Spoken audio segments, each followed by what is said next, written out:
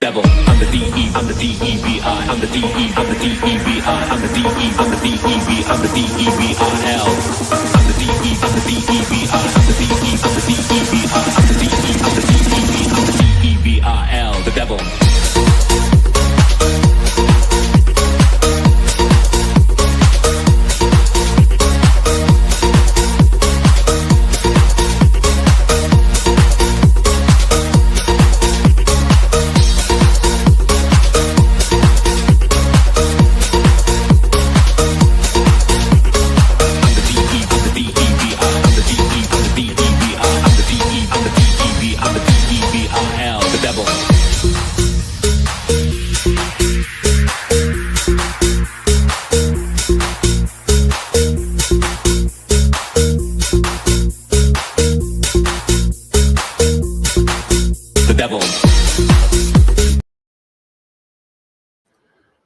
What's going on, everybody? And welcome back and to the final word with MattyB here on the It's a Wrap Sports Network. Back. We are back. After not being on the air last night due to post-game obligations, I have returned for our regularly scheduled program here on this Tuesday night, January the 14th. And we got some stuff we're going to talk about tonight. That's right.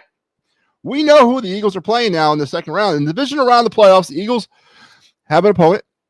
We're going to talk briefly, maybe not so briefly, about the opponent. Well, we're also going to revisit the game on Sunday against the Green Bay Packers.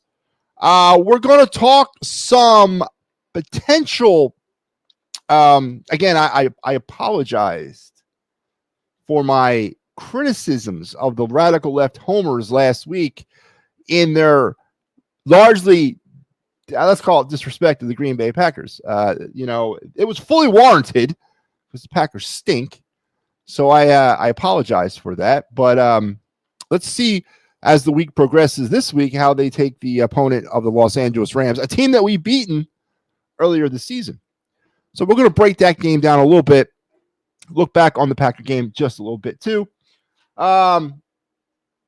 We are going to also talk some more Flyers talk because the Flyers, I think in a lot of ways, and if you did not catch the post-game show here on the It's a Wrap Sports Network, you missed a good one because that game last night against the Panthers was, if things do kick around this season, if they can turn it around, and if we can start playing a little bit more consistently, it might be going to that game for that consistency because I saw a lot on this Flyers team last night against the Florida Panthers as I had the honor of being on the post game for that one. The Flyers are playing tonight, and they're playing against Columbus, currently 1-1 as we get ready to enter the second intermission. We will have the Clear the Ice post game show at the end of the game, so make sure you're back here on the network checking that out. We'll get a little bit more into the Flyers. We'll get into our regular segments, your day in Philadelphia sports history. We're going to get into, we're going to reveal another position on my all-time Phillies roster. We're also going to do our of the night and our card review segments, all the regularly scheduled fun that we have here every night on the Final Word with MattyB. So strap on, and here we go, hopefully for a good one tonight. So Joe Hale checking in right off the bat. Joe, how are you doing? I am doing well tonight, Joe. How about you? It's good to be alive, even if you are the devil. So I'm glad to be here. Eagles win by 10 against the Rams on Sunday. Let's table that for a second, Joe. And that's a great point we'll get into. Already making point predictions. Already, man, we are one day into the we are one day into post reaction of the Eagles win on Sunday. They haven't even gone back to practice yet. And Joe Hale's here making a bold prediction by 10 points. So we'll get into that, Joe, because I definitely want to hear more about, and I want to give you what I think is going to happen on Sunday too. But I won't reveal it fully because of my contractual obligations to the Birds Blast. I can't reveal final scores and predictions until that game, but I will give you where I'm leaning at early on, as we are early in this process. So let's hit it. Let's go. Let's get into it. Your day in Philadelphia sports history, brought to you by the fine folks here at the It's a Wrap Sports Network and all that we do for you. on this day, back in 1922, and no, right off the bat, I was not there for this, all right? Contrary to popular belief, I am not 117 years old, and I was not present for this moment in sports history in 1922, but significant. Maybe if you were alive in 1922, it's sort of kind of lost its luster over the years, as things from 1922 have a tendency to do. But it's still a notable point in Philadelphia sports history. Athletics president and part owner Ben Shibe, at 84, died on this date in 22. He is, of course, the namesake of the Phillies and A's Shibe Park. And also, a great contributor, not only in the realm of baseball management and executive practices, but a great contributor to the game in baseball, because his time during his life, his sporting good company, AJ Reach, was the first company to develop a machine to produce the modern era baseball. They were the first ones to kind of streamline, advance the baseball and then be able to mass produce it. So that kind of gets lost a little bit in the layers of history, as Shibe Park is better known for his role as a baseball facilitator, but the man really did have his hands in baseball, as he was all about baseball, as he also was, again, the pioneer. His company was the pioneer in developing a machine that actually modernized, streamlined, and mass-produced baseballs in America. So on this date, 1922, Shibe, A's and Phillies, Philadelphia baseball sports legend Shibe died on this day in 22. So there you go. Somber note of Philadelphia sports history. Not, pertinent to what's happening today, but definitely pertinent. So, next time you're downtown, where was Shibe Park? Wasn't it down in Germantown somewhere? Wasn't it? Again, I would probably know this if I was alive. Where the hell is Connie Mack Stadium? Does anybody know this information too? I know where Veterans Stadium was, and I know where the bank is, but where was Shibe Park? Where was Connie Mack? And what is there now? Anybody want to reach out and send me a picture or video? Give me what's going on there. So anyway, on this day, he died. So God rest in peace, your soul.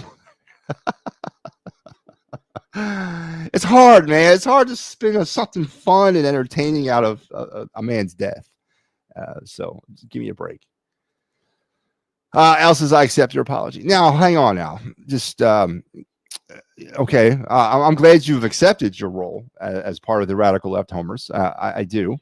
And thank you. That's the first step in getting better, is admitting there's a problem. So I appreciate that. But, and yeah, I'm a big enough man to say that I was wrong. I was wrong. I thought the over exuberance of the underappreciation and under respect and in my estimates and underestimation of the Green Bay Packers was a trap. And boy, could I have not been more wrong. Green Bay Packers suck. Matter of fact, the Eagles have not played. And you can say what you want. And I'm going to go and tell you who the two most impressive teams the Eagles have played so far this year. Two. It's been Cincinnati and Baltimore. Other than that, man, has there really been much to kind of get your ire up about the Eagles and their opponents? Their opponents have been pretty bad. 20 games under 500 collectively. The Eagles' opponents in 2024 have been 109 and 129. A stat that the homers shake off, man. I didn't mean nothing. Doesn't mean anything. The same thing they said last year when they were 10 and 1, and I kept saying it ain't real. No. They're fine. Win's a win is a win is a win. Yeah, no style points. It's a win. I'm starting to hear the style point thing now, too. Starting to hear that about the performance of your quarterback on Sunday. Oh, it doesn't matter. Style points don't count in the playoffs. It's all about winning. Absolutely. 100% correct. It is. But boy, it would be nice. Just a little style points, a little bit. It'd be nice that your WR1 is not sitting on the sidelines reading a self-help book to try to keep his mind from, erupting on the sidelines for not getting any targets. It'd be nice. And again, a topic that the radical left doesn't want to talk about. They want to wish that thing away. They were sweating bullets when that camera angle caught him reading a book. They're like, oh, no, no, no, no, no. No, please don't show that. Because now we got to talk about it. And we can't talk about it because everything is all right here. There's nothing to see here. They're best friends, Jalen and AJ. AJ Brown is great. He's a team player. He's all about the goals. Blah, blah, blah, blah. Yeah, every week, more and more stuff comes out to say otherwise. But I was wrong. I was wrong about my assessment of the Green Bay Packers. And again, let me recant that. It wasn't like I had like this love of the Green Bay Packers or that I had a caring about the Green Bay Packers. I had none of that, but I did have a pretty forlorn type of thing going on about disrespecting the opponent. Like the Eagles were so far above everything that the Packers, I just didn't like that, man. Now, again, it was completely warranted because they aren't, man. Boy, they stink. But Sunday, Eagles are going to have an opportunity to reacquaintance themselves with these Los Angeles Rams as they advanced in their playoff wildcard game last night against the Minnesota Vikings in another dreadful quarterback in Sam Darnold. I knew it was just a matter of time before Sam Darnold would Sam Darnold it up. He's Sam Darnold for God's sakes. But they handled the Vikings with ease. And now we got the rematch of the Week 12 37-20 Eagle victory, highlighted, of course, by the 255 rushing yard performance of Saquon Barkley in a season where he almost was the all-time rushing leader. So, but of course, things have changed since Week 12. They've changed. You know, the Rams at that time were getting Nakua back. They were getting Culp back. They were kind of sort of righting the ship out in LA. You know, they've hit their strides. Winners of 7 of their last 8 at this point. The Eagles have been consistent all year. I'll give them that. There's no reason to give them any less, take away from any of that. It's been consistent. They've been winning. But on Sunday, we're going to have an opportunity at 3 p.m. at Lincoln Financial Field to renew acquaintances with the Rams and potentially move on into the NFC Championship game for the first time since 2022. Now, interesting part about let's go ahead into the NFC Championship game because right now, honestly, I don't see. Again, contractually, I cannot give you what I think this game is going to be until Thursday on the Birds Blast. You better be here to watch it. But I'm not worried. And maybe this is wrong. Maybe I'm going to be the mush here, and maybe you need me to keep being me on all this and all that stuff. But you know, I'm gonna say that I'm not worried. We'll get things, you know, analyzed a little bit deeper as the week progresses. But there's a potential opportunity here for the Eagles to go to the NFC Championship game against the Detroit Lions. I'm writing the Commanders off. They're a great story, and yes, they will be a factor of the NFC East now for the next 3 to 5 years until Dallas figures themselves out or the Giants get sold. But it'll be a 2-team race in that division for the next couple seasons, with the Commanders being the other team against the Eagles. But this is not the year. This is the year to kind of whet their appetite. I just don't think Washington has enough. They need more weapons around Jaden Daniels. But if it does work out that way, and then we got Eagles-Lions in the NFC Championship game, again, I'm looking far out here. I'm overlooking the Rams. Maybe that's the problem. Maybe I shouldn't do that. But, you know, the Eagles have never won an NFC Championship game on the road. Did you guys know that? In their illustrious history? Now, of course, it's not been littered with a lot of road NFC Championship games, but the last one, or what was the first one? 01 in St. Louis. They lost to the Rams. Or 01-02, right? 01-02. Then their next one was in 08-09 against, am I forgetting one in between there? Arizona, right? Is there another one I'm forgetting about? I think it's just been the 2 of them, right? 0-2. Is there a third one I'm missing out? No, it's only 2 of them. 0-2 on the road in NFC Championship game play. So, again, that's maybe a story more for next week than it is this week, but just something to keep an eye on. The devil. Yes, I am the devil. I'm the DEVI devil. You like that little house music, man? Doing the new digs here, man. Updating everything until, of course, I get copyright binged and I have to get rid of all of it. But I'm gonna ride this thing out. And Joe Hale says, yes. Guess what? 2100 West Lehigh Avenue. So that's in West Philly, correct? You know, it's in Germantown, isn't it? Where is that? North Philly? It's West Philly, right? I think it's West Philly. The Saints game showed me something that defense can win us a game. So, Joe, are you talking about the Saints game way back in week 3 against the 15-12 barn burner? You know, and that was funny, too, about that game because I remember that game. I was actually working a heavy hockey weekend in Bucks County that weekend. And I was in between BCI and Ice Revolution up there in Bucks County and bouncing between the two arenas on Sunday. And I actually was getting updates of the game while I was working games. And, you know, the Saints entered that game 2-0. You know, they went 3-12 the rest of the way. Oof, man. And that, remember how afraid we were of the Saints? One of the Rams tight end is hurt. Yes, but so is our linebacker. One of our linebackers is hurt. So doesn't it kind of balance it out? Sam Darnold equals Kirk Cousins with less pay. Really? Is that an insult to Kirk Cousins, though, Al? I mean, Sam Darnold, listen, Kirk Cousins at least has a little bit more, you know, in my opinion, a little bit more dog in the fight than Sam Darnold. Sam Darnold's got one season of lightning in the bottle. That's a kind of an insult to Kirk Cousins. Not that I care that you're insulting Kirk Cousins, but I won't even give him that. Sam Darnold is equal to who? Zach Wilson? No, because Zach Wilson hasn't shown anything. Ooh, Dan Jones. There you go. His backup. Sam Darnold is equal to Dan Jones. There you go. Had that one good season of his entire career. Yes, you are. I am the devil. The Rams twice, I believe. What? What's the Rams twice? What's up, MattyB? How you feeling for Sunday's win where Hurts looked rusty and still can throw the ball in the middle of the field? Still can't throw the ball in the middle of the field. Okay, so here we go. Here it is. Here, Al. Here's another one of your little disciples chiming in. Another one of the radical left homers using the word rusty. Rusty. Rust, he's calling it. A man who gets paid $1.6 million a game to be elite. Now we're going to use, oh, wait, I got to go here. I'm sorry, Al. I got to do this. Al. It's not my fault. Please don't blame me, but I got to do it. Man.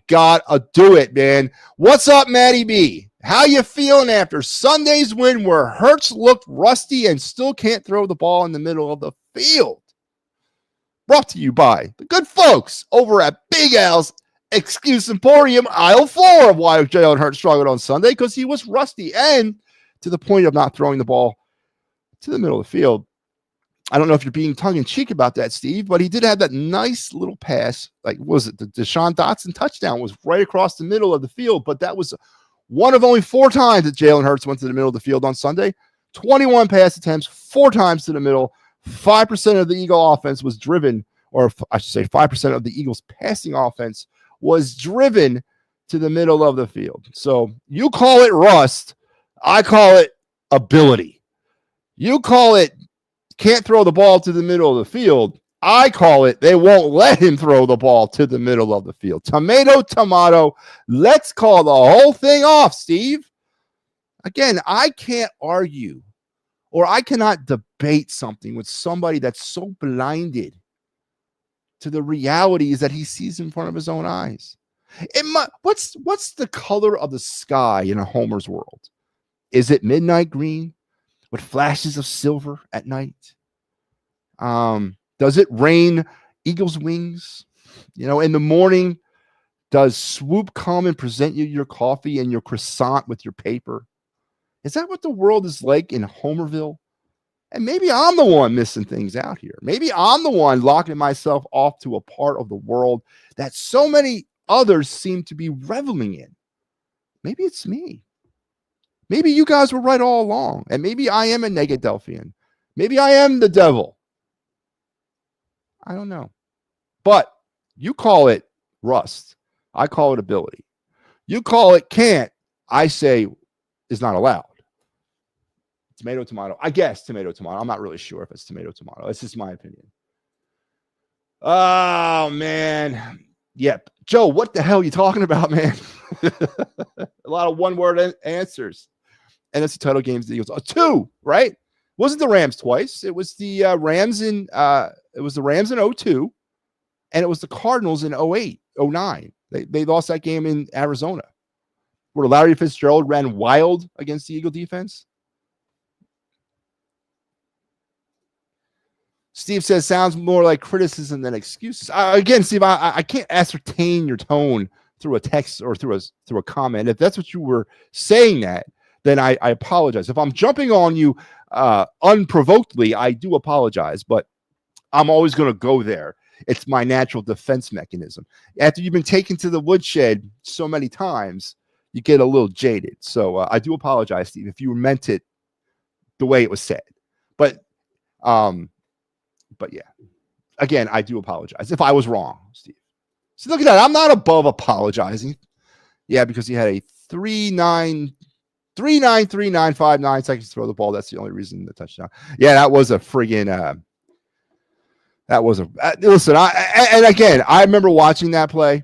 And boy, first of all, it was a beautiful throw. And I'm not taking anything away from that. It was a great play call, a beautiful throw.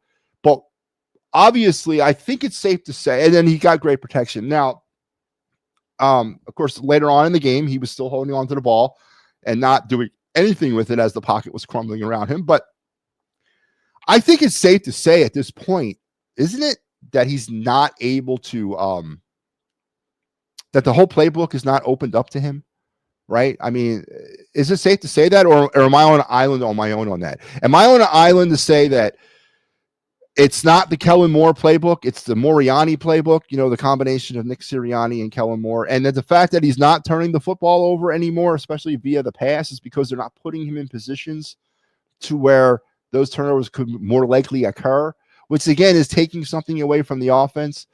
This is, I think it's safe to say those things, right? Because there's no other reason to explain this season from him, or actually, to be honest with you, the last 2 seasons from him. Not anything like he was in 2022. All the creativity has been taken away. I honestly would rather sit here and bash him up and down the pike for the turnovers if they were putting up 35 points a game on their opponents. But they're not putting up 35 points a game. They're relying solely on Saquon Barkley, who, yes, again, as the game wore on, kind of imposed his will on the Packers. But the offense, to me, is just not creative enough. And as we get deeper into this, again, I'm also hearing the homers talk about the legitimate idea. They're actually floating this, that the Eagles could run their way to a Super Bowl championship. Are you friggin' insane? Have you not seen the Detroit Lions? Don't forget the 2-time, back-to-back, 3 out of the last 4 years or whatever it is, Super Bowl champions are lurking out there still. Okay, and yes, and I know what the homers go to that when it comes to the Chiefs. Get all that with the refs. Of course, that's a Philadelphia thing. That's becoming a new Philadelphia sports thing, blaming the officials. But have you not looked at what's left out there in the field? You got Buffalo, you got Kansas City, you got Detroit, and you potentially have Baltimore, who of course we did beat. But you can admit there that in that Baltimore game, there was a lot of open looks that Lamar missed. But if you think you can run your way or run yourself past those teams solely and not rely on the pass game, now whether or not you believe that, and there's been some contrary conflicting video evidence of, yes, poor route running, poor play calling, to go along with not giving Jalen Hurts the full keys to the car, there's definitely something, maybe it's all intertwined. Because yes, there was some questionable play calls, some questionable route running by the receivers. But the Packers did really good against them, is that the Packers could not get anything offensively going.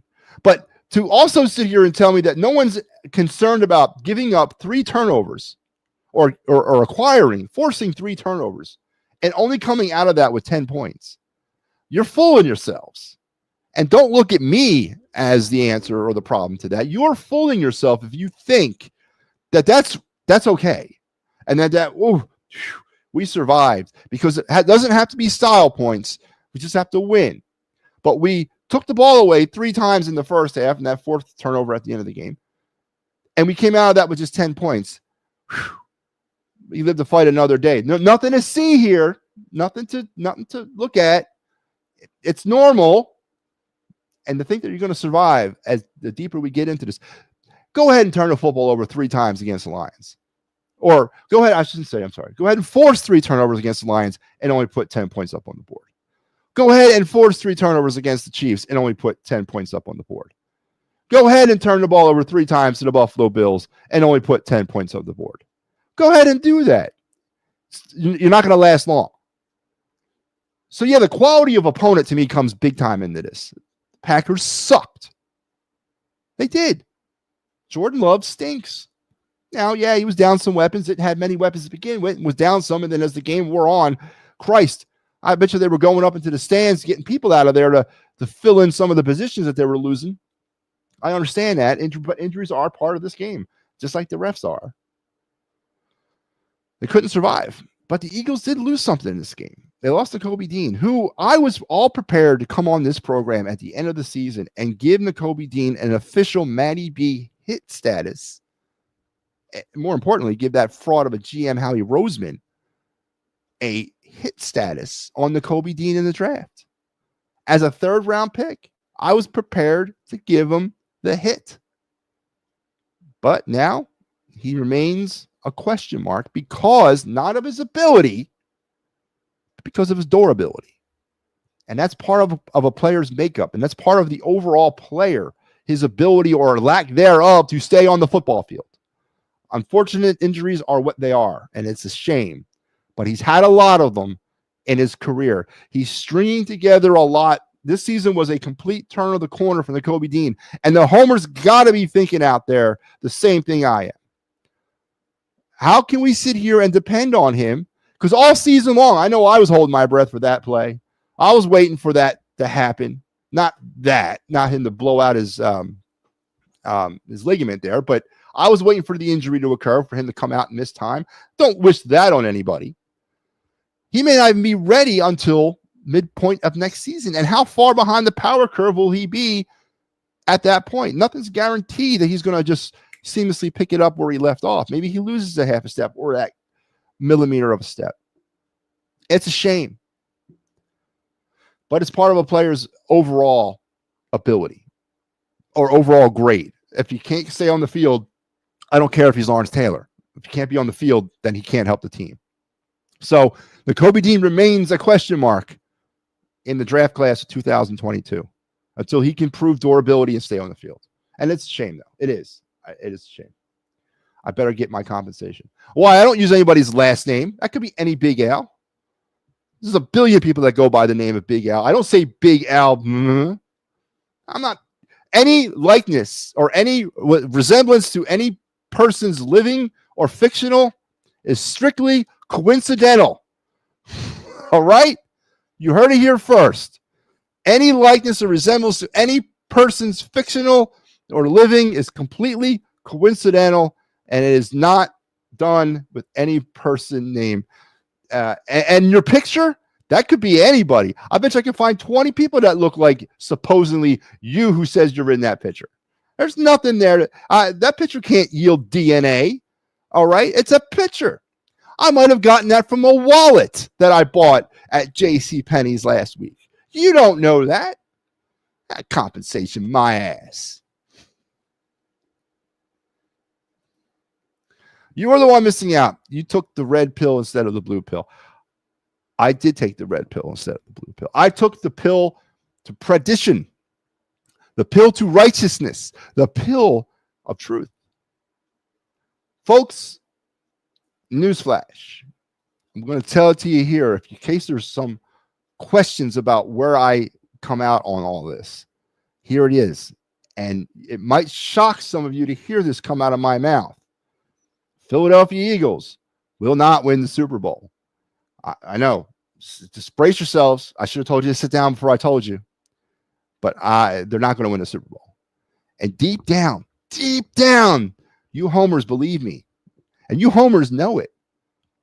Because there's a crack in the armor right now. And that crack has got a big old number 1 stamp right on it. And you know it. You know it. You know it. You know it.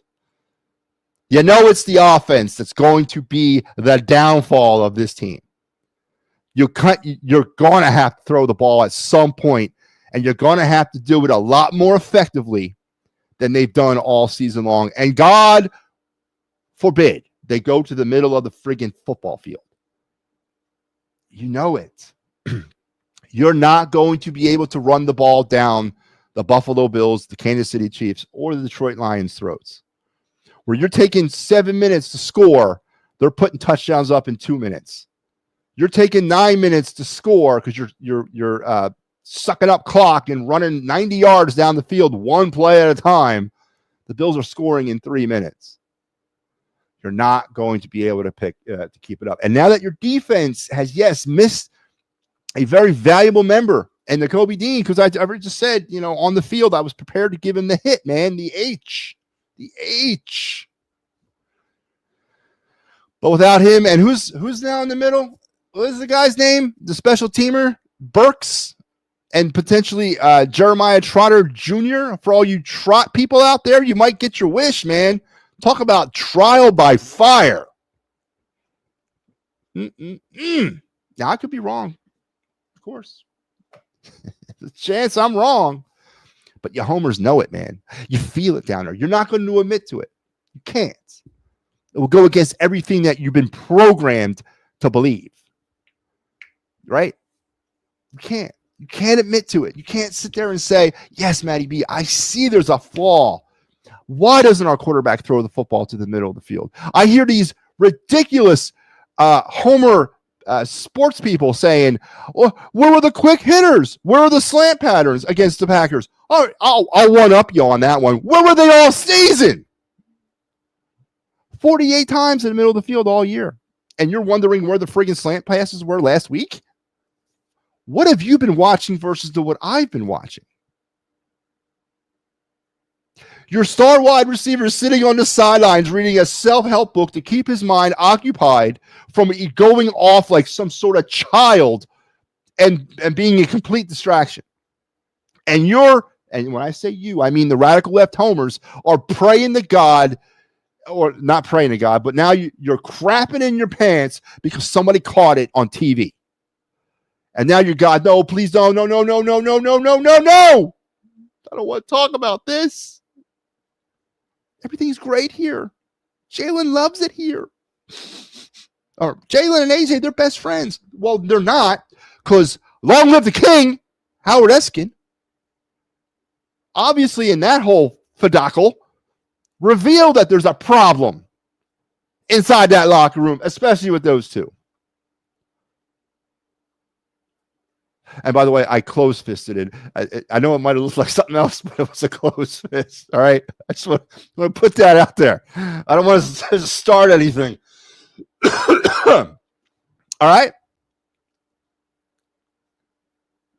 But they're saying, oh, no, Fox. Damn you, Fox, in your camera work.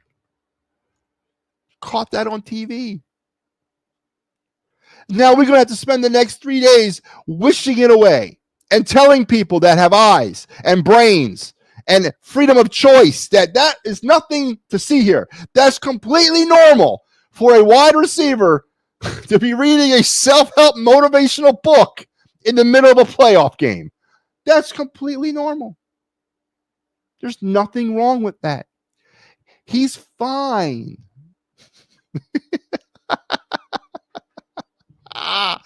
Love it, man. Can't make this stuff up. Can't make it up. My main man, MattyB. Hey, my main MattyB. Was there like a secondary MattyB? Who's the other MattyB in your life, Pat? I need to know who this imposter is. Because as far as I know, they broke the mold when I escaped. What's up, Pat? How you been, man? Good to hear from you. The fake tush push to AJ should have been completed. It was such a bad pass, and AJ was open too. Yes, and that was a great play. But now, did the Eagles wait the Eagles reveal that play too early? Was that like the Phillies special, but ran in the wild card? Yeah, but that was a nice play. And I'm on record. Unfortunately, I'm on record with just myself. No one else was in the room at the time. But I remember yelling at the TV. Something just looked weird about that formation. And I said, fake, it's a fake. They're going to pass. I swear to God, I called it. Again, unfortunately, I was the only one in the room, but I did call that. Now there was, okay, what are the homers also say? Now they're turning into weather people too. The wind took the ball. Must have been windy down at the lake because that wind took that ball long. And I'm delusional. There's something wrong with me? Blaming the wind? Oh, man. Kyron Williams pass catching out of the backfield worries me this week with no Dean. And it should also worry about you, but Cooper Kupp going across the middle with no Dean. Right? It's going to be interesting. And as we get through the week and we get into this, and I do want to give you some numbers here. I want to give you the stat pack from the last time we played the Rams and see where some of the correlations of this game on Sunday might be. But the middle of that field is going to be open, right? Zach Bond can't be everywhere. Apparently he is. I was watching the game on Sunday, and Zach Bond is still on kickoff returns. He's on coverages on kickoffs. The man is an all-pro, and he's still playing special teams. Something good there, man. That's character right there for you. That's character. Oh, man. There's a lot to worry about it. There is a lot to worry about it from this game. I was at the game. Yes, I know you were, Al. And don't tell me, because I've been following and loving this team a long time too. I can tell the lilts in the audience. When you can hear the PA guy over the TV, that's quiet. And I heard the PA guy a lot in that game, in the middle part of that game. That's a quiet venue. You know, the Packers, as I said, there's no rhyme or reason that the Green Bay Packers should have been in this game in the first half. Should have been over at halftime. Should have been 27-21-0, 21-3, 27-3 at the half. The game should have been over. They should have been warming up the plane to take them back to Wisconsin. But to come out of that awful offensive performance by Jordan Love and the rest of the offense and the Eagles only have 10 points to show for it, I could tell there was a problem in the stands. Again, when you hear the PA guy talking, the only time you hear the PA guy talking on TV is during preseason games. And I heard him. I heard him the other night, midway through the second quarter. So I get you, Al, man. I get you. Al says his pick. I told you, there is nothing that says that's you. That's a pick of a guy. There's probably a bazillion of you that look the same. I mean, you can't. That's not going to hold up in court. There's nothing tying you to that. There's no last name, no address, no social security number. There's nothing. It's a picture of a rando. And a place that I call Big Al's Excuse Emporium. Now, for those of you out there, if there's a Big Al's Excuse Emporium in actual existence, completely by chance that I did this. So there's nothing to tie me to this financially or criminally. Nah. Don't forget all the points the Bills put up and how much they allowed. Listen, yes, and you're going to lean towards the Eagle defense, and that's what everybody is. That's the counter argument to the poor Eagle offenses. It's the defense, and I've even heard it go so far as to say they don't have to play good on offense because they have that defense, and they've shown themselves. What are they currently the best defense in all around all-purpose defense in the NFL, and they're there for a reason, 100%. But do you really feel that confident? Not this week against the Rams. I think this should be okay. But do you feel that confident heading into a championship game on the road where you haven't won one, or they haven't won one? I'm calling them. That's how far out I am.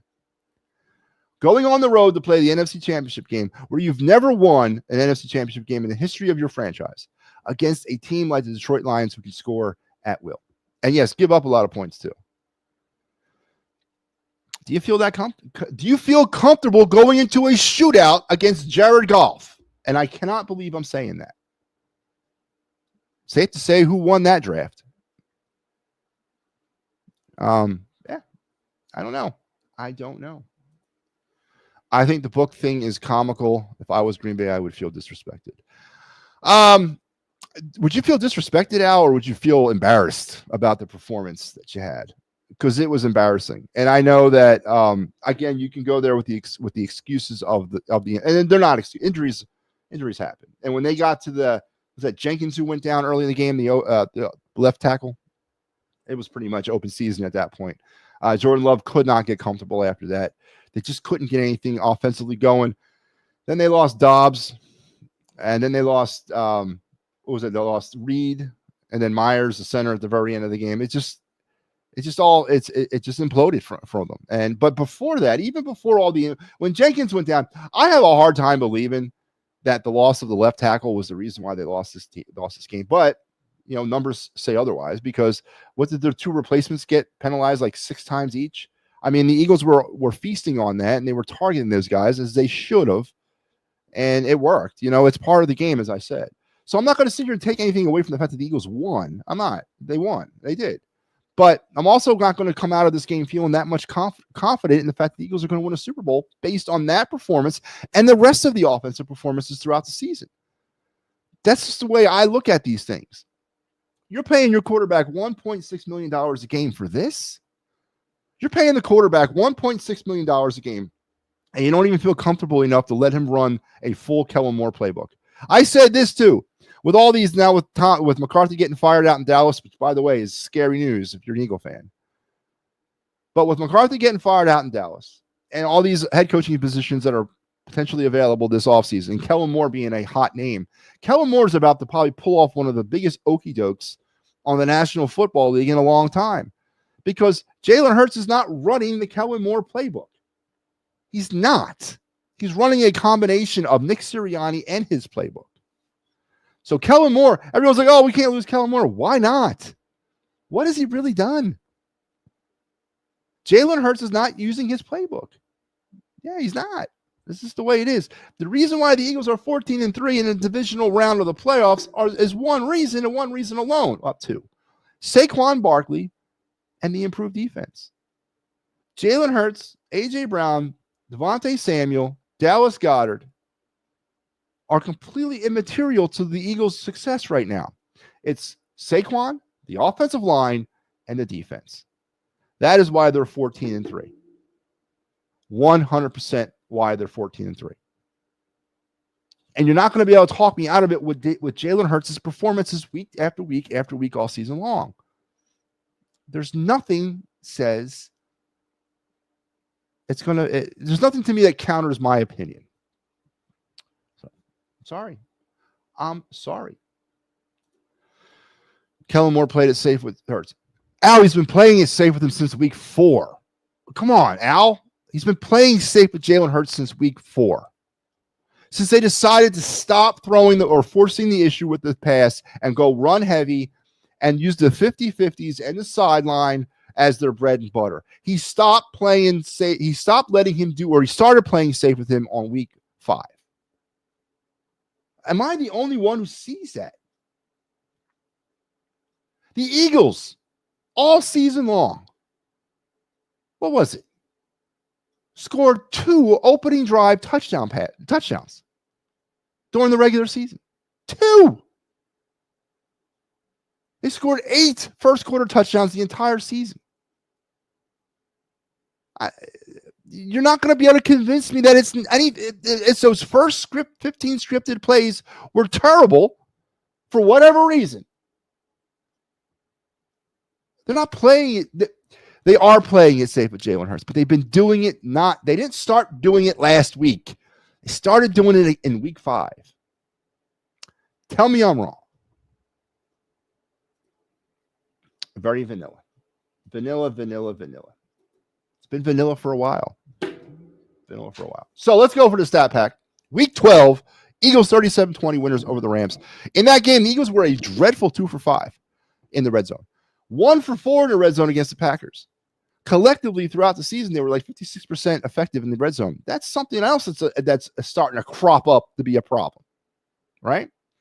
They scored 13 first half points, and then Saquon took the whole damn thing over in the second quarter or second half, scored 24 second half points. Eagles committed 4 penalties for 52 yards in that game, forced 1 turnover, did not commit any.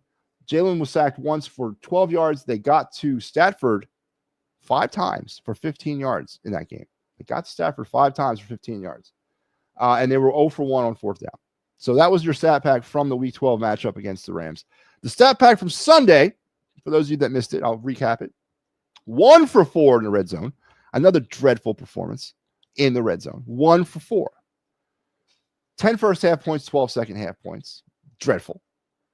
They committed 7 penalties for 64 yards. Lost in all the greatness and all the fun and all the it's the 7 penalties for 64 yards. It's a lot of penalties in a playoff game. It's a lot of penalties. 4 turnovers forced, which, what is it now? 14 turnovers forced in the last 4 games. Absolutely remarkably amazing. You can't discredit that. You can't talk smack about that. It's been great. They did not turn the ball over. They allowed Jalen to get sacked twice for 10 yards. They got to Jordan Love twice for 17 yards and were 1 for 1 on 4th downs. The Eagles are currently, or they are the 8th ranked offense in the league, the 1st ranked defense, and the Rams heading into this game in the regular season were the 15th ranked offense and the 26th ranked defense. But the Rams winners 7 of their last 8, and including some interesting games in that 7 and 8. They beat Buffalo in there. They beat Seattle in there. They've won some games. Now, going on the Eagles 109 and 129 opponent record for the season, the 20 game under 500 that their opponents were in 2024. The Rams' cumulative opponent record in 2024 was 122 and 116. So their record was over 500, while the Eagles was 20 games under 500. The Rams beat 3. They were 3 and 4 against teams with double digits on their schedule this past season, and currently they're 3 and 2. They were 3 and 2 on their schedule against current playoff teams. Now the Eagles are looking a little bit more dominant than that. 5 and 2 against playoff teams so far. The Eagles are this year, and I believe cumulatively they were 5 and 2 with double-digit winners. All the teams the Eagles beat that had double-digit wins this past season are currently playoff teams, or were currently playoff teams. So I don't know. I guess the other option or the other factor to sway it, if you're looking at it purely from the number standpoint, is the fact that the Eagles beat the Rams head-to-head, and they beat them pretty handily in that second half with Saquon Barkley taking it over. But do you expect him to rush for 255 yards on Sunday? Maybe he does. I've stopped trying to think and try to discredit Saquon because that's not happening. He's having an amazing season. But there you are. There's my almost 1 hour Philadelphia Eagle rant about Sunday. Al wants to know when we are talking about the Sixers. Al, I guess you haven't met me yet. My name's MattyB, and I've made many, many edicts throughout my life. And one of the last edicts that I made was I will not speak of the Philadelphia 76ers. Unless, of course, it's brought up. Then I'll speak of it. But I will not initiate Sixers talk unless 5 things are met. 1, Joel Embiid is immediately traded. 2, Josh Harris immediately sells the team. 3, Daryl Morey and Elton Brand both are terminated. 4, Paul Reed is sent somewhere else. And 5, they scrapped the arena downtown, which one of those demands have been met. So now I'm down to 4. They have scratched the downtown arena, and now we're just dealing with 4 demands. So one of my demands was met. There you go. Let's keep it going. And maybe one day I'll talk about the Sixers. But I do know that they got a stretch of games coming up over the next, what are the next 14 games? And all but 2 against teams with like winning records. Is this the end of the Sixers season right here over the next 14 games? Is this the end?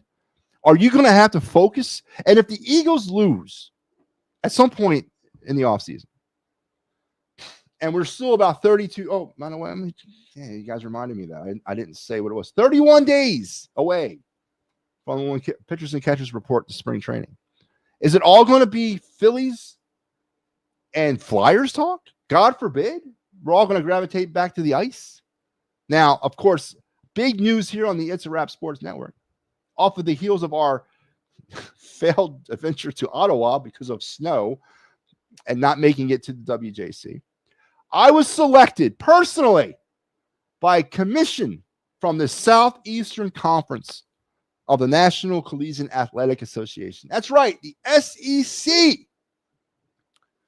I will be working college baseball games early this season. College baseball begins on Valentine's Day. That's when their season kicks off. Division I. I'm going to be heading down to Alabama in early February, and I'm going to be there until about mid-April, and I'm going to be working SEC baseball games. That's right. Matty friggin' B is going to be on the same field with the University of Alabama, Florida, Virginia, Tennessee, LSU.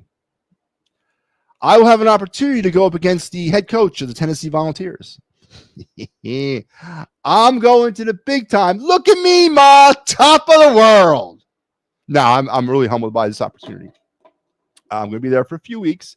Also be working some perfect game travel ball stuff down there in the around the state of Alabama. So I'm going to be relocating to Wilsonville, Alabama for about, 10 weeks, starting in early February all the way through till about mid-April. Then I'm going to come home and go on vacation down to Florida for a week, then come back and then start working games at Cooperstown, New York for the entire summer. So I'm actually, I don't know if I'm going to be able to get any more hockey in this year. I might actually stop.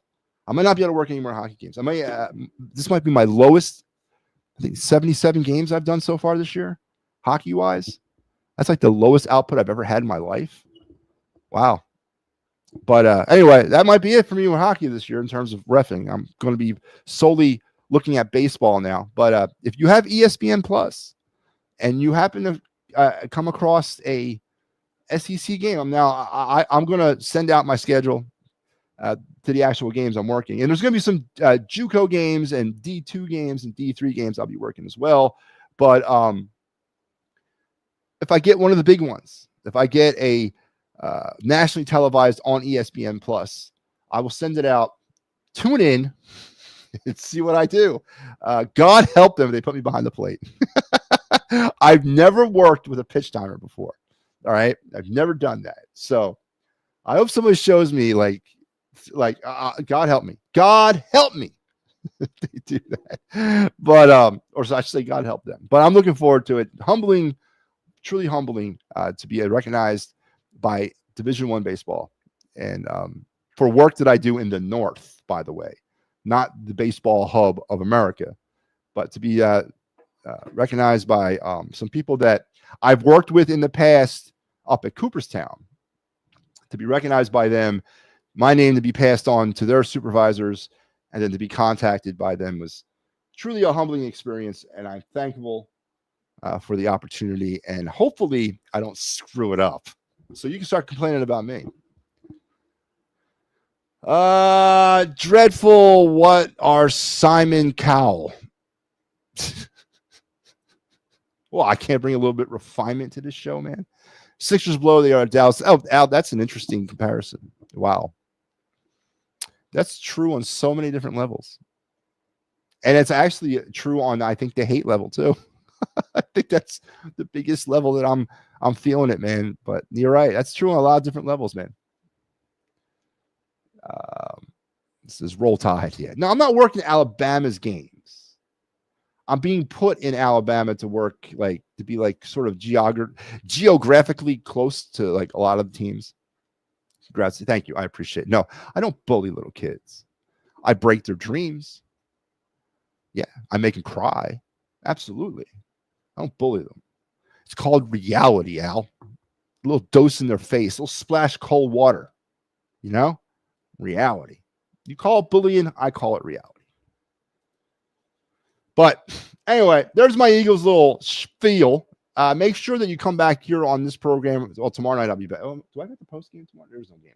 I'll be back tomorrow night, but for the big one, the big reveal, the Birds Blast with Kyle Quinn, Thursday at some point. So make sure you're here to watch me and Kyle cut up the Packer game and break down this Ram game coming up on Sunday. So looking forward to it. Make sure you're here. Birds Blast. Let's transition now to because we got segments that I got to get into. Let's get into the Of the Night segment.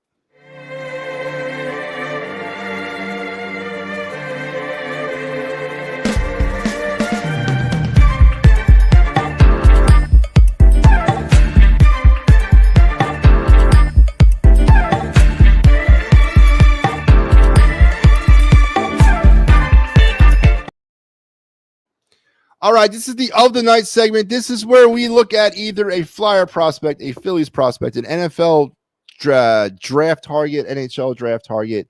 We spotlight a player from the Phillies or Flyers. We just have some fun with it. We've broadened our nets. We've reached out a little bit. Since the new year, we were strictly doing Flyer prospects, but now that we've turned the calendar, literally, and we are 31 days, literally, from the start of spring training, we're going to start casting our net out a little further, both with the NHL draft and the MLB draft. And tonight we are going into the MLB draft. We've only done one player so far in the MLB draft, and that was Ethan Holiday. The consensus at this day, number one pick in this year's draft, the younger brother of Jackson and the youngest son of Matt. The Holiday family is starting to project themselves all over MLB. But he is the consensus number one pick as we sit here in January. That'll probably change about 30 times until we get to July. But let's hit into our second player of this year's MLB draft, and that would be Jamie Arnold, the left-hand pitcher out of Florida State. He misses a ton of bats with his fastball, which sits at 93 to 95 and touches 97 with plenty of carry from a low arm slot and a flat approach angle, and his sweeping 82 to 85 mile an hour slider. He hasn't employed his changeup much, but did not need it while logging a 2.98 ERA with a 159, 26 strikeout base on ball ratio and 105 2/3 innings as a sophomore. He's a junior. That repertoire, 97 mile an hour fastball. Listen, that's a good start. Truly, though, that's got to go up about maybe a mile or two. And the sweeping slider at 85 miles an hour, that's very intriguing to MLB teams. Project, though, I don't think he's going to be a high first-round pick, but he's projected somewhere there in the middle to late round or late picks of that first round. He's a project, definitely a developmental guy, a junior. More than likely will probably come out if drafted. So you'll get him into your organization at some point this summer. So who knows? I do like the 95 mile an hour fastball as a base, but I want to see that top out at around 98 or 99, preferably the 97. And the same thing with the 85 mile an hour slider.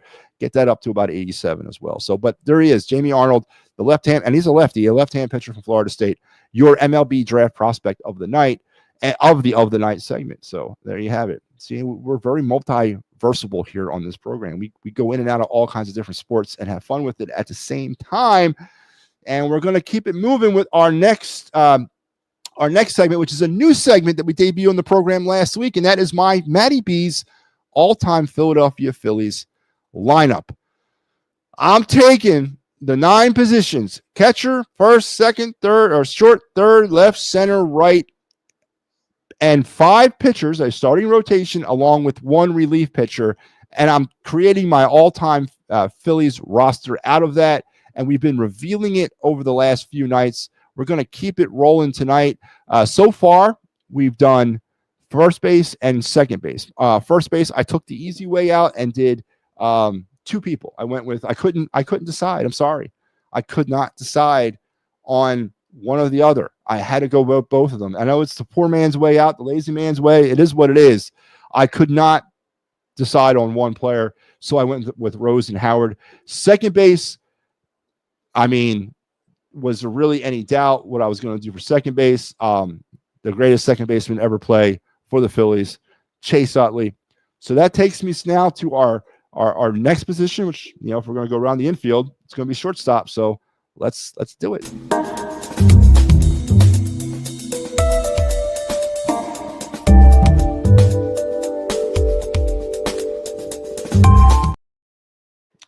Yep. So again, going on the off of the flavor of the best shortstop that's ever played this game for the Phillies, there's no brainer, hands down. There's no decision here. There's no weighing options here. There's no, well, do I select this guy over this guy here? No, it's hands down Jimmy Rollins. I mean, how can it be anybody else? From 2000 to 2014, 2,090 games played, batting average of 267, over 2,300 hits, 887 RBIs, 216 home runs, and an OPS of 751 while he was employed by the Phillies. Yes, the best Phillies shortstop of all time. An 08 World Series champion, an 07 MVP to go along with the Gold Gloves and the All-Star appearances, and an appearance for the first year of eligibility this year on a Hall of Fame ballot, Jimmy Rollins, who, as I said when I was talking about Chase Utley, who also is on the Hall of Fame ballot this year, which we'll find out next week, or maybe even like tomorrow. It's supposed to come out any day now. We're going to find out the class of 2025. Now, we know Dick Allen is already on it, but is it possible? Is it probable? Is there a realm of possibility that we have 3 Phillies going into the Hall of Fame in one season?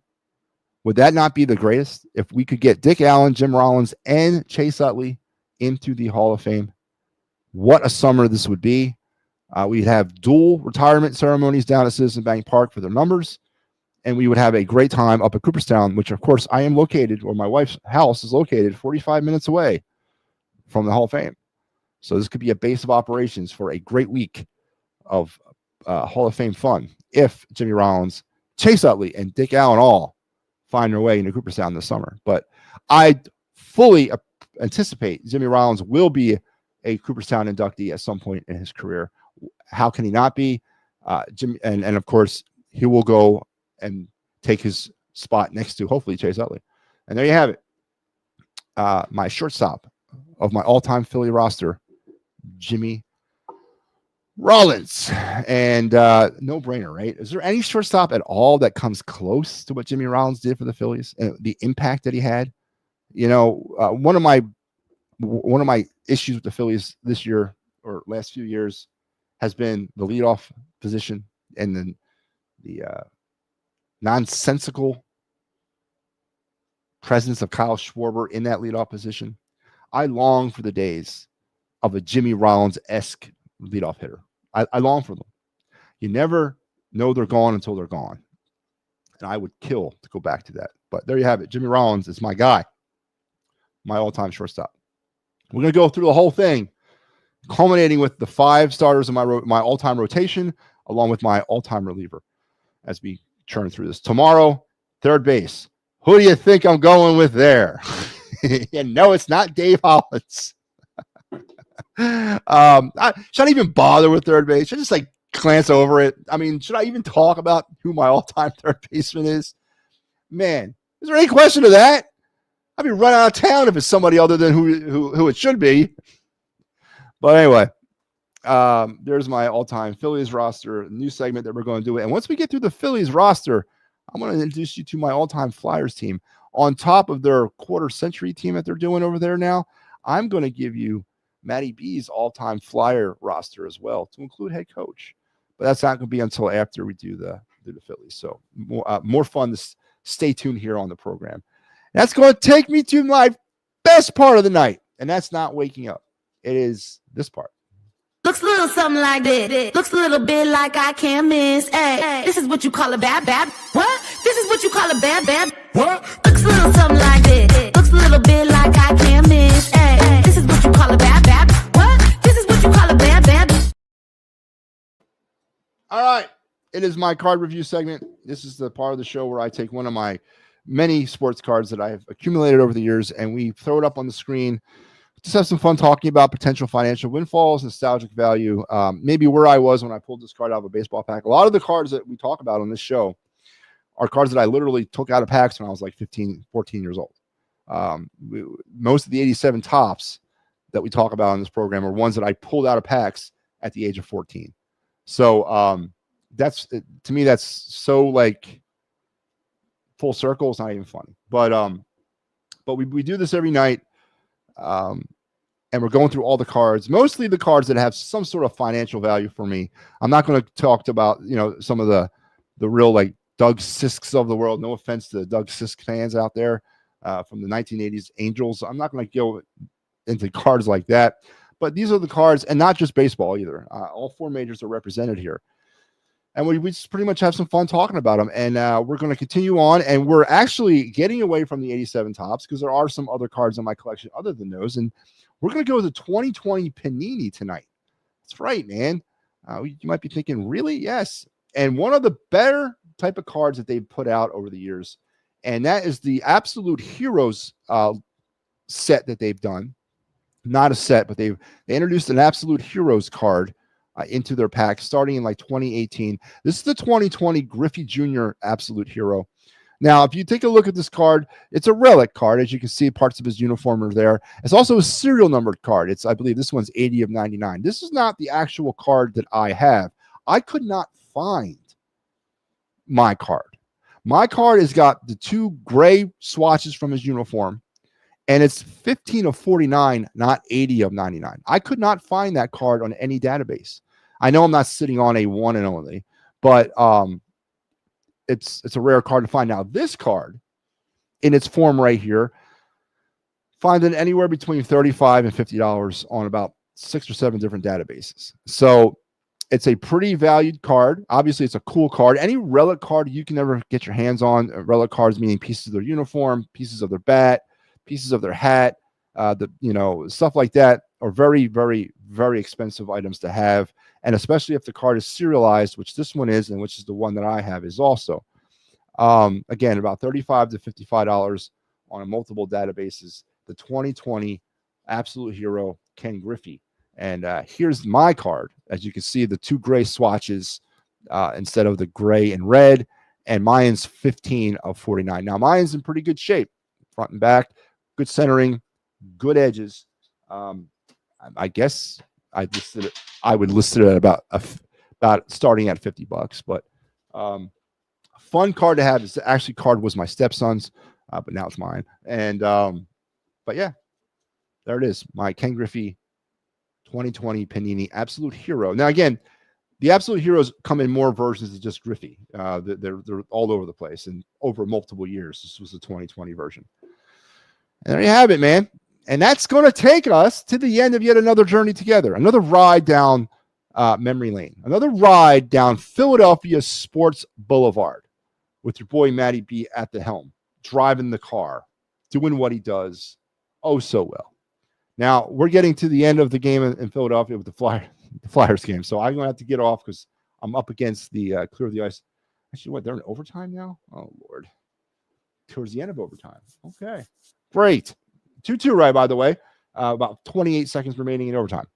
So anyway, Clear the Ice will be back immediately following this game. And there's our Clear the Ice schedule for the rest of the week. Sal tonight, me on Thursday, Sal on Saturday, as we have you covered all week long for the Flyers. And the big one on Sunday, here it is.